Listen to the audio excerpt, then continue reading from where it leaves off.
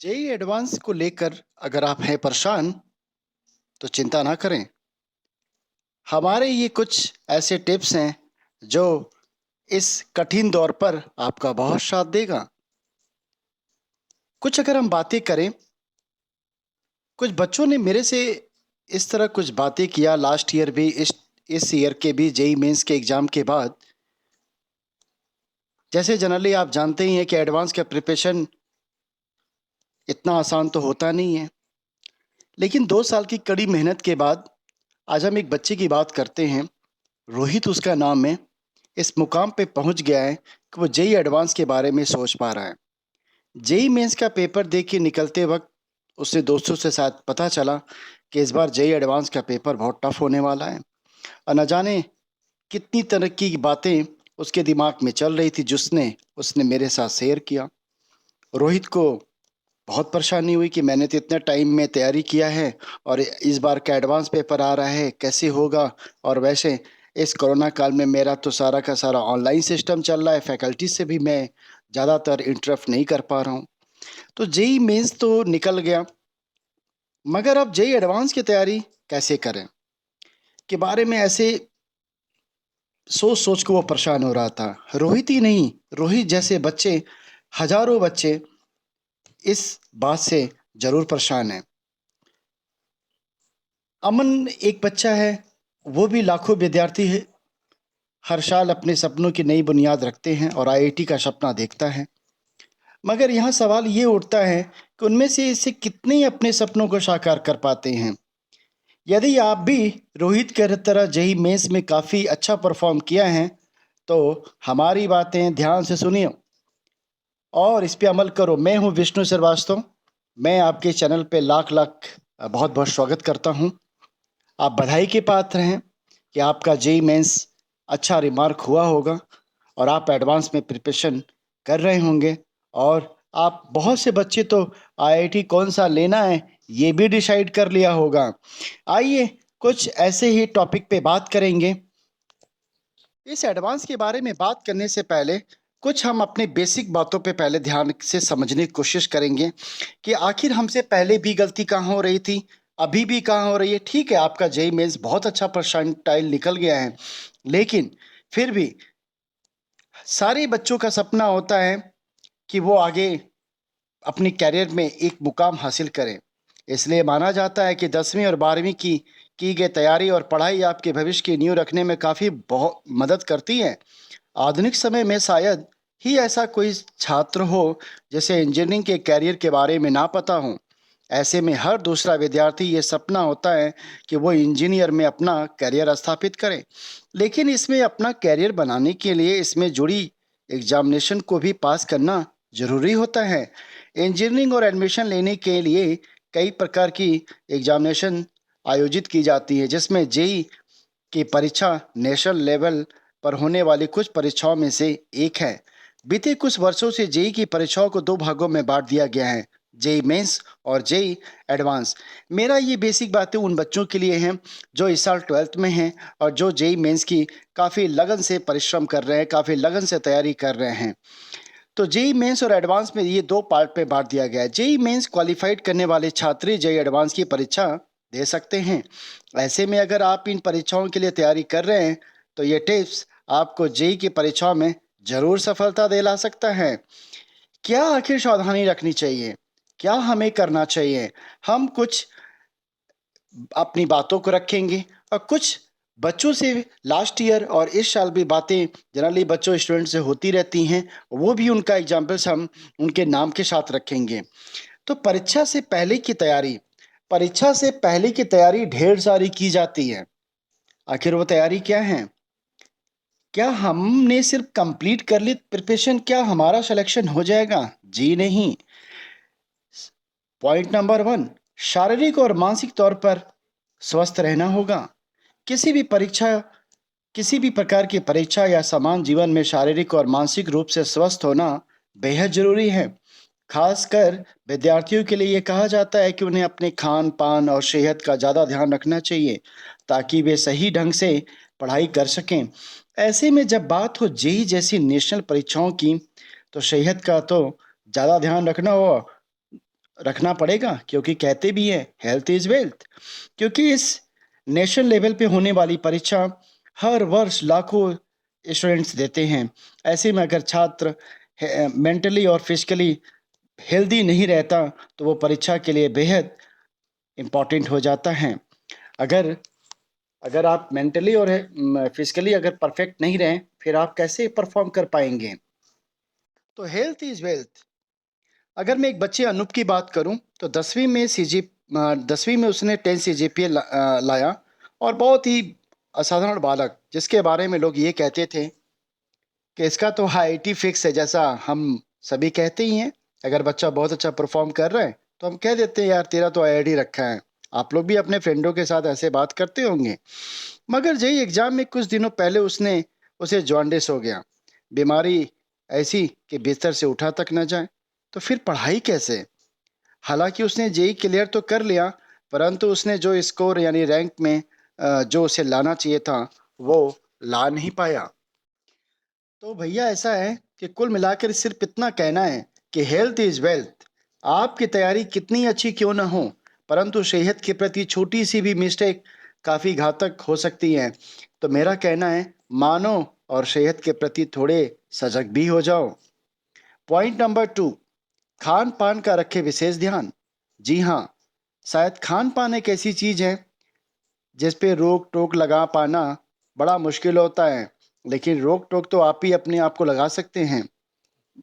Food lover के लिए थोड़ा नामुमकिन सा हो सकता है, परंतु एग्जाम की तैयारी कर रहे हैं मेरे छोटे भाइयों, देखकर एक बात तो साफ अंदाजा लगाया जा सकता है कि हर तरीके से हजारों बच्चों का आज खान पान जैसे बेसिक जरूरतों को खासा अनदेखा कर देता है। एग्जाम वाले हफ्तों में अपने खान पान का विशेष ध्यान दें।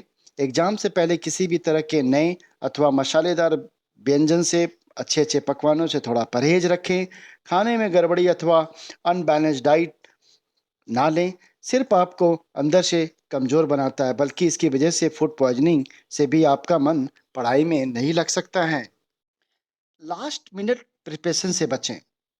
पॉइंट नंबर 3, आप माने ना माने, परंतु एक चीज तो जो किसी टॉपर को भीड़ से अलग करती है, लास्ट मिनट प्रिपरेशन स्ट्रेटजी। अमूमन हम ऐसा थोड़ा और मेंटेलिटी में फंस कर रह जाते हैं। हमें ये लगता है कि थोड़ा और पढ़ लेने से मार्क्स थोड़े और ज़्यादा आ जाएंगे, जबकि टेंथ में से 8 टॉपर की माने तो लास्ट मिनट प्रिपरेशन को ज़्यादा तवज्जो नहीं देते। यदि साल भर आपने जी तोड़ मेहनत की है तो लास्ट मिनट में घबराहट आपको नहीं होनी चाहिए। आपका गुड रिवीजन होना चाहिए, अच्छा संशोधन यानी गुड रिवीजन आपका परफेक्ट होना चाहिए। निश्चित रहें, आपको आपके मेहनत का फल अवश्य मिलेगा। मनोवैज्ञानिक का मानना है कि लास्ट मिनट प्रिपरेशन से अर्जित किया हुआ ज्ञान, जो नॉलेज होता है, आपको स्ट्रेस लेवल को और बढ़ा देता है। यही नहीं, पिछले समरी को भी ओवरराइड कर ये आपके कॉन्सेप्ट को काफ़ी हद तक धूमिल भी कर सकता है। तो अगर आप मेरी बात माने तो एग्जाम से कुछ दिन पहले से ये एक रूटीन बना लें, एवं नया करने की कोई ज़रूरत नहीं। हाँ, अपने पुराने नोट्स अथवा कॉन्सेप्ट को थोड़ा बहुत देखते रहें। Keep claim charm it's exam time now. चौथा पॉइंट की अगर बात करें, टाइम मैनेजमेंट जो है ना, परफेक्ट होना चाहिए। टाइम मैनेजमेंट को अगर आप आपके तैयारी का मेन इंपॉर्टेंट पॉइंट कहा जा सकता है। मिला जुला कर ये बातें होती हैं कि तैयारी तो सबने की होती है, मगर फिक्स टाइम पर, समय में, मतलब निर्धारित समय में ज़्यादा से ज़्यादा प्रश्न बनाने वाली की ही जरूरत होती है कि कितना आप क्वेश्चंस अटेम्प्ट कर पा रहे हैं। जेईई एडवांस के सिलेबस को यदि ध्यान से देखा जाए तो हर प्रश्न के लिए लगभग 2 मिनट का समय मिल पाता है। एक बात तो तय है, एक बात तो आप गांड बांध के रख लीजिए कि किसी भी क्वेश्चंस में जरूरत से ज्यादा समय नहीं दें, खास तौर से एडवांस के क्वेश्चंस में। डू नॉट वेस्ट टाइम, समय का सदुपयोग करें। ज्यादातर मामलों में देखा जाता है कि कोई प्रश्न बनने पर बच्चे उस पर कुछ ज्यादा ही फोकस करने लगते हैं। ऐसे में यदि वो प्रश्न बन भी जाते हैं तो दूसरे प्रश्न के लिए ज्यादा समय आपके पास बच नहीं पाता। ऐसे में आपकी जीत का बस एक ही फलसफा है, एक उम्दा टाइम मैनेजमेंट स्ट्रेटजी। आइए जानने की कोशिश करते हैं कि टाइम मैनेजमेंट से एक छोटा-सा ये जो पॉइंट है, आपके स्टडी पर कितना असर डालता है। ज़्यादातर मामलों में देखा जाता है कि यही कि बच्चे जो है बिना टाइम के कुछ भी पढ़ने लगते हैं। एक आपका एक टाइम मैनेजमेंट होना चाहिए। अगर आप बात मानें तो एक टाइमिंग फिक्स करिए कि उस टाइम पे हमें ये सब्जेक्ट पढ़ने हैं और इस टाइम पे ये हमें करना है। अब ऐसा नहीं कि आपने एक दिन 100 क्वेश्चंस लगा लिए और दूसरे दिन 10 भी नहीं लगाए, ऐसा भी आपको नहीं करना है। अगर हम आपकी बात करें कुछ रैंक वाइज तो मिनट स्पेंड ऑन 1 क्वेश्चंस, अगर मान लो आपने 5 क्वेश्चंस में से 2 क्वेश्चन मिस किए, तो आपका जो मार्क्स लॉस्ट होता है वो 8 नंबर का होता है। लेकिन आपको पता है रैंक कितना ड्रॉप हुआ? 30 रैंक ड्रॉप होता है। अगर आपने 10 क्वेश्चंस पे लिए और 5 क्वेश्चन आपने मिस किया, तो आपके 20 नंबर गए और रैंक ड्रॉप हो जाता है 80। इसी तरीके से अगर 15 क्वेश्चन पे अगर आपने टाइमिंग फिक्स कर लिया और क्वेश्चन आपसे 7 क्वेश्चन अगर मिस होते हैं, तो जो आपका जो मार्क है, आपको पता है कि 28 नंबर आपके चले गए और रैंक आपका 150 से 200 यानी 150 से 200 के बीच में आपका ड्रॉप हो जाएगा। तो सब कुछ अपने अनुकूल बनाए रखने के लिए आप एग्जाम से पहले ढेर सारे प्रैक्टिस सेट्स दे सकते हैं, या फिर एग्जाम टाइमिंग एवं टाइम मैनेजमेंट को दुरुस्त करने के लिए आप ढेर सारे ऑनलाइन टेस्ट का भी सहारा ले सकते हैं। यानी कि ऑनलाइन मॉक टेस्ट सीरीज न सिर्फ आपको एग्जाम में पूछे जाने वाले प्रश्न का आइडिया देगी, बल्कि आपके टाइम मैनेजमेंट को भी सुधार, आपके स्कोर को भी बहुत ज़्यादा पहुंचाएगी।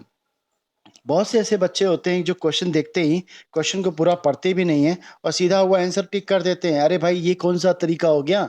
आप पहले क्वेश्चन को ठीक से पकड़िए और आंसर भी जो है बहुत आराम के साथ दीजिए कि क्या आंसर इसके सही होने वाले हैं, क्या आंसर गलत है। बहुत ही एकदम अपने आप को कॉन्फिडेंट के साथ। तो हाउ टू अटेम्प्ट, कैसे हम क्वेश्चन की शुरुआत करें? शुरुआत कैसे करें? सबसे मजबूत पहलू से। बहुत हो गई एग्जाम प्रिपरेशन और लास्ट मिनट स्ट्रेटजी टिप्स की बातें। अब एग्जाम की बारी आ गई है, यानी वक्त आ गया है जब आपको अपनी टैलेंट और प्रिपरेशन का फल चखने को मिलेगा। एग्जाम सेंटर में समय से 1 घंटा पहले आप पहुंच जाएं एवं अपने साथ जो भी जरूरत की चीजें हैं आप ले जाना ना भूलें। एग्जाम में प्रश्न पेपर मिलने से यानी क्वेश्चन पेपर मिलने से पहले एक नज़र सारे प्रश्न में देख डालें, जैसे आपने जेई मेंस वगैरह में किया होगा। अपनी तैयारी के आधार पर क्वेश्चंस को हिट करें, यानी कि उनको 3 कैटेगराइज करें। ध्यान से समझिएगा इस बात को, क्योंकि जेई एडवांस का प्रिपरेशन काफ़ी इंपॉर्टेंट है। अगर आपको आईआईटी देना है तो रियली में जेई मेंस से आप कंपेयर बिल्कुल मत करिएगा, क्योंकि हम बात आईआईटी कर रहे हैं ना कि जेई मेंस की कर रहे हैं। जेई मेंस एक फिल्टर होता है ढेर सारे बच्चों को आउट करना और आप जैसे टैलेंट बच्चों को एडवांस के करीब ले आना, ताकि उनको मेहनत भी कम लगे और कम मेहनत में अच्छा हम स्टूडेंट्स को सर्च कर पाएं। तो 3 कैटेगराइज में आप क्वेश्चंस को बांटें। पहला, जो प्रश्न आपको काफ़ी अच्छे से आते हों, यानी कि जो क्वेश्चंस आप देख करके या आपको एक्साइटेड होता है कि नहीं ये क्वेश्चन तो बन जाएगा, आप उसको पहले नंबर पे डाल दें। दूसरा, जो प्रश्न जो बन तो जाएगा परंतु थोड़ा वक्त लगेगा, और सबसे अंत में, आप समझ पाए? यानी दूसरा पॉइंट, आपको ये फील होगा कि यार ये क्वेश्चन तो बन जाएगा लेकिन इस पे थोड़ा टाइम लगेगा, तो इसको सबसे अंत में रखें। और लास्ट में की बात करें तो वे क्वेश्चंस जिनके बारे में आपको कोई आइडिया नहीं है, यानी कि ऐसे बहुत से क्वेश्चंस होते हैं जो देखने में तो अच्छे लगते हैं, लेकिन अगर आप सॉल्व करेंगे टाइम भी खाएगा और सॉल्व भी नहीं होगा, यानी उनके बारे में आपको कोई भी नॉलेज नहीं है। आप अपने आप को इस बात को समझ सकते हैं कि मैथ्स के चैप्टर्स में आपको कौन कौन से पार्ट वीक पार्ट हैं, आपको खुद ही समझ में आ जाएगा। ध्यान दें, अटेंशन। हमेशा पेपर की शुरुआत उन प्रश्नों से करें, उन क्वेश्चन से करें जो आपसे आसानी से बन जाए। इससे न केवल आपका कॉन्फिडेंस बूस्ट अप होगा, बल्कि आपको दूसरों प्रश्नों के लिए भी एक्स्ट्रा टाइम भी मिल पाएगा। यदि आपकी फिजिक्स आपकी कमजोरी है तो इसे लास्ट में ट्राई करें। अगर आपकी मैथ कमजोरी है तो इसे लास्ट में ट्राई करें। यानी कि आप सबसे पहले वही उठाएं जिसमें आपका बुस्ट ऑफ है। अगर आपको केमिस्ट्री अच्छी लगती है तो केमिस्ट्री वैसे भी पहले करें। अब वैसे भी केमिस्ट्री को पहले करना ही चाहिए। कहते हैं जहाँ तक मेरा है मानना है कि केमिस्ट्री जो है पहले करनी चाहिए, क्योंकि उसके बहुत से क्वेश्चन देखने माँ से सॉल्व हो जाते हैं। फिर सेकंड नंबर पे फिजिक्स की बात आती है, फिजिक्स को आप प्रॉपर टाइम दे सकते हैं। फिर लास्ट में मैक्सिमम टाइम आप एडवांस में दे सकते हैं। अगर हम बात करें, मान लीजिए 3 घंटे का पेपर है, तो केमिस्ट्री में 45 मिनट्स, फिजिक्स में 1 घंटा और मैथमेटिक्स में करीब 1.25 घंटे के टाइमिंग आपको देना चाहिए। तो आंसर भरते वक्त, यानी कि जो सर्कल है उसको भरते वक्त थोड़ी सावधानी रखें। कई बार ये देखा जाता है कि हमसे तो प्रश्न तो बन जाते हैं, मगर उत्तर फिल करते समय हम जल्दीबाजी में ए की जगह डी और डी की जगह सी लगा देते हैं, तो ये भी क्या गड़बड़ हो जाएगा। अब सबसे इंपॉर्टेंट बात जो हमेशा स्टूडेंट्स के दिमाग में ये बातें रहती हैं कि हमें जेई में क्या करना है, क्या नहीं करना है, एडवांस में कैसे करना है। तो कोई बात नहीं, कुछ ऐसे फैक्ट हैं जो हमसे बच्चे जनरली पूछते हैं, आज हम वो भी आपसे शेयर कर लेते हैं। क्वेश्चन से एक बच्चे ने पूछा है कि क्या जेई एडवांस में पेन या पेंसिल की अनुमति है। तो अब आप बताइए, परीक्षा मूल रूप से कंप्यूटर पे होता है, तो आपको एक पेपर दिया जाएगा जहां पे आप अपने प्रश्न को हल करने के लिए पेन या पेंसिल का उपयोग कर सकते हैं, जो कि पेपर तो सारे ऑनलाइन चल रहे हैं अभी। सेकेंड क्वेश्चन में अगर बच्चे पूछते हैं कि जेई एडवांस क्रैक करने के लिए सबसे अच्छी सेल्फ स्टडी रणनीति क्या है, तो मैंने आपको अभी बताया ही, फिर भी मैं आपको एक शॉर्ट ट्रिक बता देता हूँ।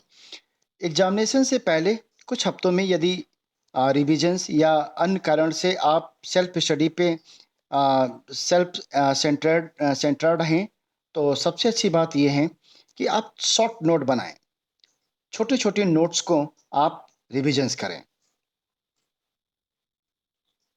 कुछ अगर प्रॉब्लम्स आ रहा है कुछ टॉपिक्स में, तो आप यूट्यूब वीडियो देखें, हमारी ढेर सारी वीडियो चैनल पर है। आप उसमें से चाहें कोई भी वीडियो, कोई भी डाउट्स हैं तो आप उस वीडियो को ओपन करके आप डाउट्स क्लियर कर सकते हैं, या कमेंट्स के थ्रू पे आप पूछ सकते हैं। समझ के लिए छोटे मोटे क्वेश्चंस को भी आप सॉल्व करते चलें, ताकि आपको थोड़ा आसानी पड़े। सबसे बड़ी बात क्या होती है, सेल्फ डिसिप्लिन। तो अगर आप एक बार स्वयं अनुशासन में रह रहे हैं, तो जेई के लिए फिर कोई प्रॉब्लम नहीं है। अगर आप, सबसे इम्पोर्टेंट बात है सेल्फ डिसिप्लिन। अगर आपने अपने आप को समर्पित किया है, आपने ये मान लिया है कि मेरा सिलेक्शन है और वैसे भी आपका सिलेक्शन होना है, तो उसमें कोई भी दाएं बाएं मतलब इफ बट नहीं होना चाहिए, आपका फिर सिलेक्शन है। आप अपने आप को सेल्फ डिसिप्लिन रखें, जो टाइम टेबल मैनेजमेंट किया है उसके अनुसार आप अपनी पढ़ाई करें। क्या जेईई एडवांस परीक्षा के लिए कोई एज लिमिट है? बिल्कुल, बहुत ही बढ़िया सवाल इन्होंने किया है, क्योंकि बहुत से बच्चे क्या होता है कि एक बार ड्रॉप करते हैं, फिर दूसरा चांस लेते हैं, फिर तीसरा ले लेते हैं। तो भाई आप कितनी बार एडवांस देंगे? हाँ, आप जेईई एडवांस 2020 में तभी प्रेजेंट हो सकते हैं जब आप 1 अक्टूबर 1995 या उसके बाद पैदा हुए हों, या अगर 2021 की बात करें तो 1996, या इसमें एसटी एससी पीडब्ल्यूटी 1 अक्टूबर 1991 में ले सकते हैं।